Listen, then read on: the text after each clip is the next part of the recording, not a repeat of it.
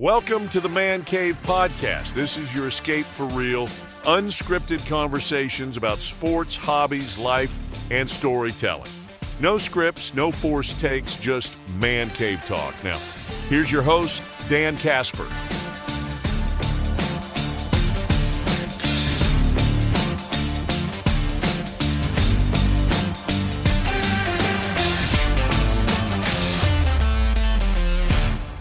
All right, let's move on to our top 250 countdown.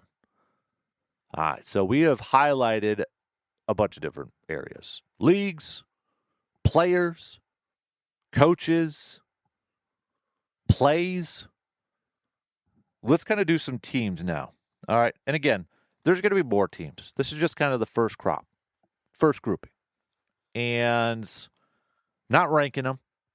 Again, I always want to put that out there in case it's the first time anybody's like listening and is like, well, why is that one ranked number one and not so and so? Just the first group, okay?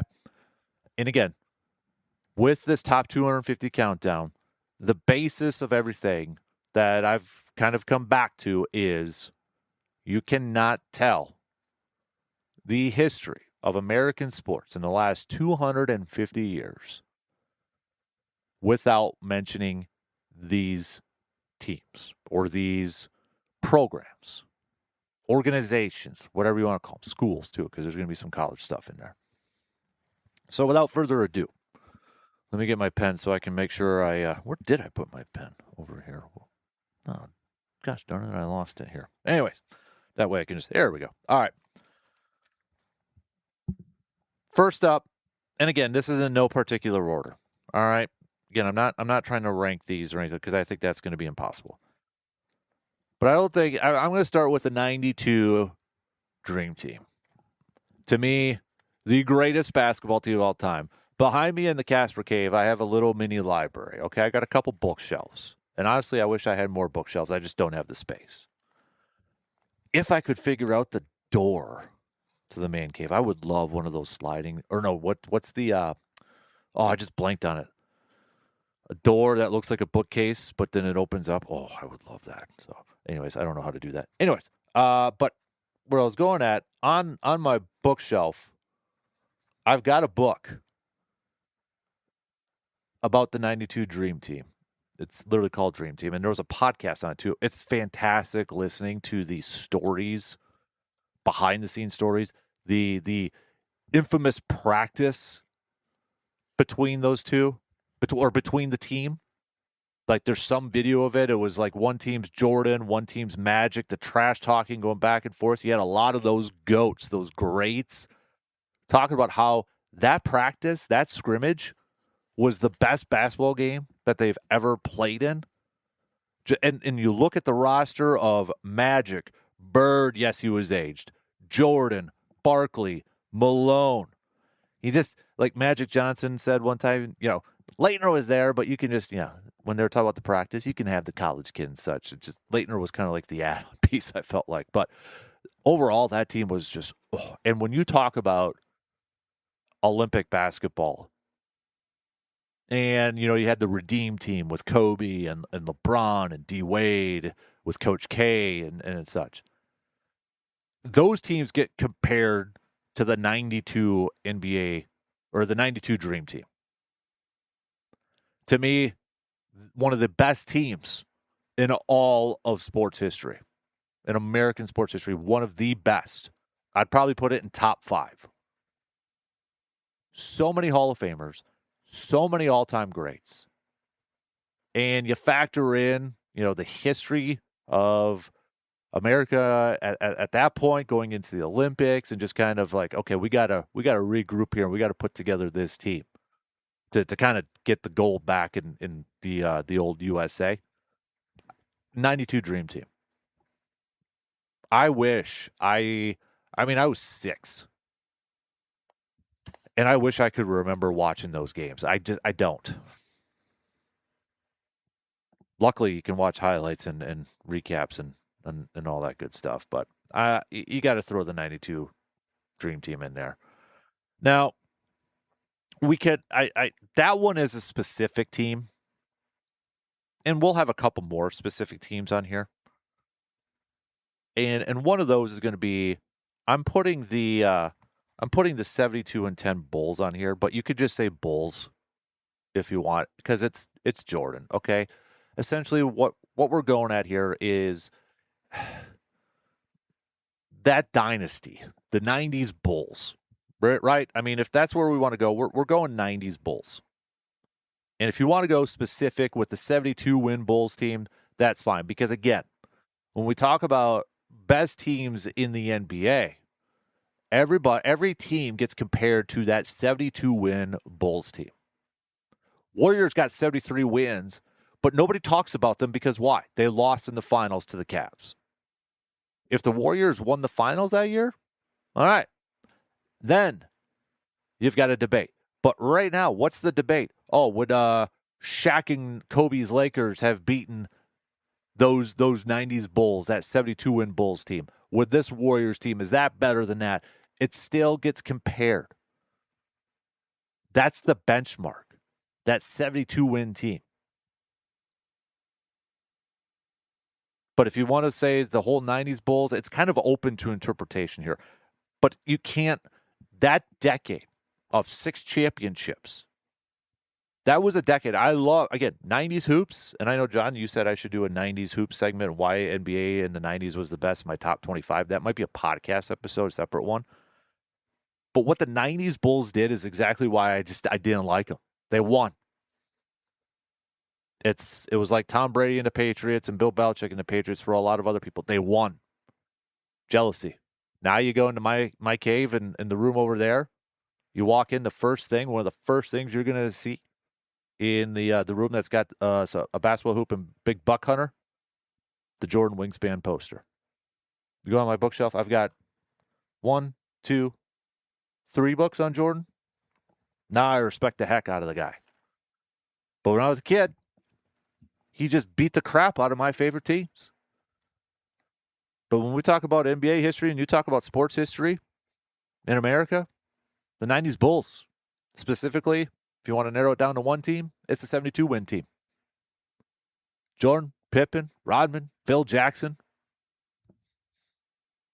Yeah. They're still the benchmark. Let's stay with some teams here. Or let's stay with the NBA.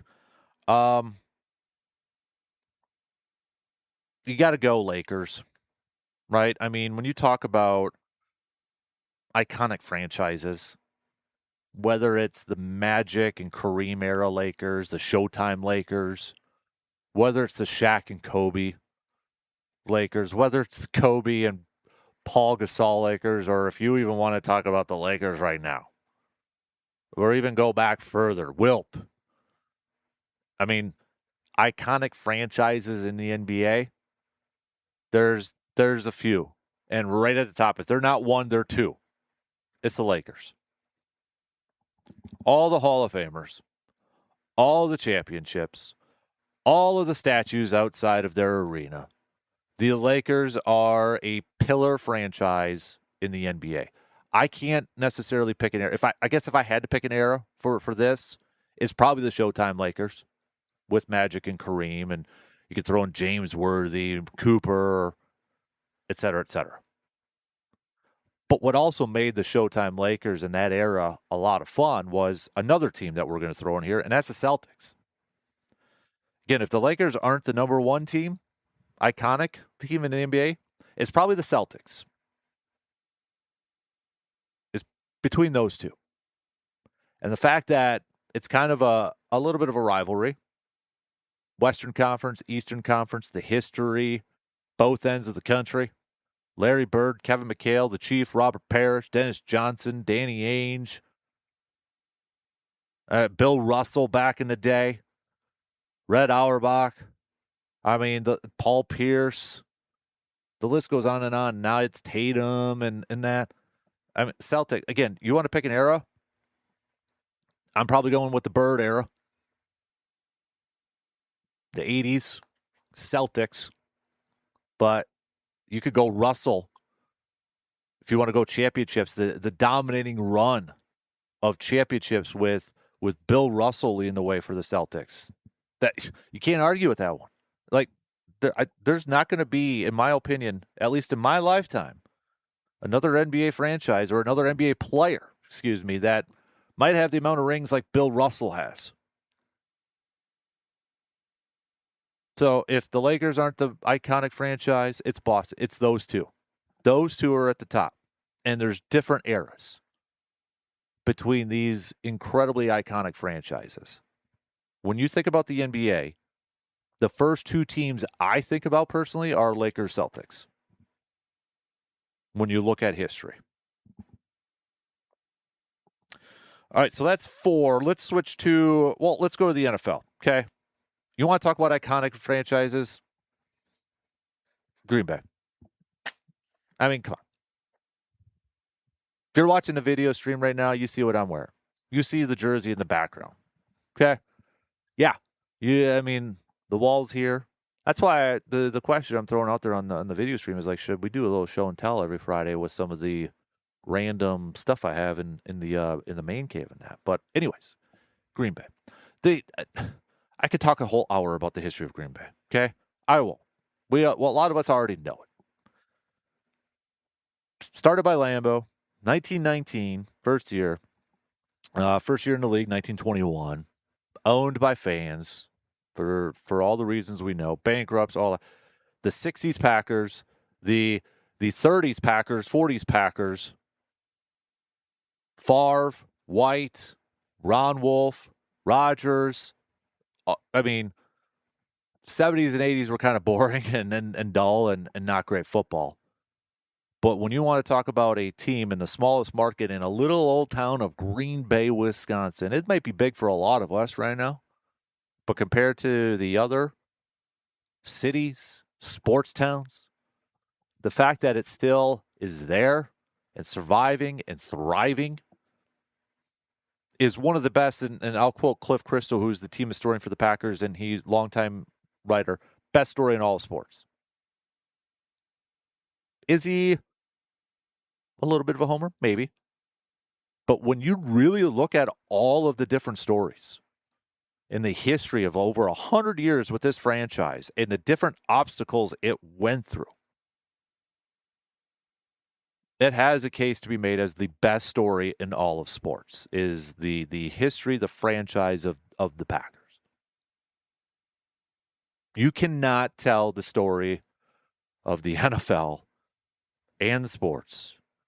I mean, isn't that Americana in itself, a team like Green Bay, and how it began and how it's thrived, even though it's gone through its ups and downs?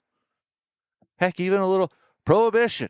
There's an element to the Packers' survival and Packers' history with prohibition, okay? Don't have time to go through that, but yeah, look it up. Green Bay. Duh. That's an easy one. Check it off. Check it off the list. Steelers. Again, you want to go through eras with the Steelers? You could go 70s, probably the 70s, right? Steel Curtain, Mean Joe Green, Terry Bradshaw, Lynn Swann, Chuck Noll. One of the most iconic franchises in NFL history. Super Bowls with Bill Cowher in early 2000s, Mike Tomlin on there, a franchise of stability. When you think about any sport and the constant change that a majority of teams have every couple of years, every few years from like a coaching standpoint, the Steelers are the exception to that. A model of stability, a model of consistency. That's the Pittsburgh Steelers. And I think it's a big reason why they've got as many Super Bowls as they do. 6, I believe, off the top of my head. Couple more appearances, though, too. So it's, Steelers. Iconic franchises. No question about it. I'm trying to kind of even it up here. Okay, well, I'll go with this. You got to go with the Patriots. I think you have to throw the Patriots in this too because the Super Bowls, that era That might be the greatest dynasty in the NFL. When you look at and I tend to look at dynasties by generations, like 70s, 80s, 90s, 2000s. But the amount of times they went to the Super Bowl, and even the thing is like when you looked at those rosters for the Patriots, what I think was most frustrating, you looked at it and it's like, okay, how are they doing it with like a Chris Hogan at wide receiver? Or they would keep shuffling around these different players and bringing in these other guys, and they're still winning. Brady and Belichick. That's where a lot of it is coming from. But when you look at the history of the NFL, you cannot tell it without what the Patriots did and that run of championships that they went on. You have to include them on here. 5, 6, 7. So I did 7. I want to do some baseball teams. And we got more teams here, but I'm trying to mix it up a little bit. Because, yes, the Cowboys and the Bears are going to be on there. I'll just tell you that, too. Yankees. I mean, when you think about baseball, you may not be a Yankees fan, but when you think about baseball, I guarantee you, everybody, okay, maybe not everybody, but it's in the 90s, like 90%, higher than 90%. The first team they're going to think about is the New York Yankees. Pinstripes, Babe Ruth, Lou Gehrig, Mickey Mantle. That's if there was a team to represent the history of baseball, as painful as it is for a lot of people and as annoying maybe it is for a lot of people, it's the Yankees. It's 100% the Yankees. All the Hall of Famers, all the World Series titles, Murderers Row, some of the greatest teams of all time back in its day. If I could hop in a time machine, and once in a while I'll say this, if I could hop in a time machine and go watch an era of sports or certain teams or games, I would love to go back and watch a Yankees game that featured Ruth and Gehrig in that lineup. Just old school baseball too. That would be so much fun. That era too. I want to be put right in there. Give me the clothing, give me, the style, give me the whatever it was like back then. I would love to go do that. You can't tell the history. I mean, we've talked about brands with some of these sports athletes or players or teams. People wear a Yankee hat, and they may not even be a Yankee hat or maybe a Yankee fan. They might not be able to tell you anything about the Yankees, but it's a brand. And they'll wear that Yankee hat because like, okay, that's brand. You got to throw the Yankees in there. And on the flip side, if you're going to throw the Yankees in there, you got to throw the Red Sox in there too. Curse of the Bambino, Ted Williams, Fenway Park. Cubs are going to be on here too. I'm just not ignoring my rivals or anything there too. But when you want to talk about one of the most iconic ballparks of all time too, it's Fenway Park still, the Green Monster, for crying out loud. Boston Red Sox. You got to throw them in there. And you got to throw the Dodgers in here too. Whether it's Brooklyn back in the day, moving to LA, the history of the Dodgers. And now you kind of look at the run they're on right now. Whether you like them or not, they are an iconic franchise of Major League Baseball history. You have to throw them in there. They have to be a part of this. I'm looking at historical teams. When it comes to like baseball, you look at some of these teams that are still around, and it's the history that is surrounding them, the iconic franchises surrounding them, and the players and the Hall of Fame people. It's baseball is just oozing of greatness and history. And that's 10. That's 10. Yankees, Red Sox, Dodgers, Packers, Steelers, Lakers, Celtics, Bulls, Patriots, Dream Team. That's 10. All right, don't forget, we'll put those up. All of our countdown, top 10 countdowns are going to be available on the Man Cave podcast. So make sure you're following that podcast so you can catch up on all of our episodes.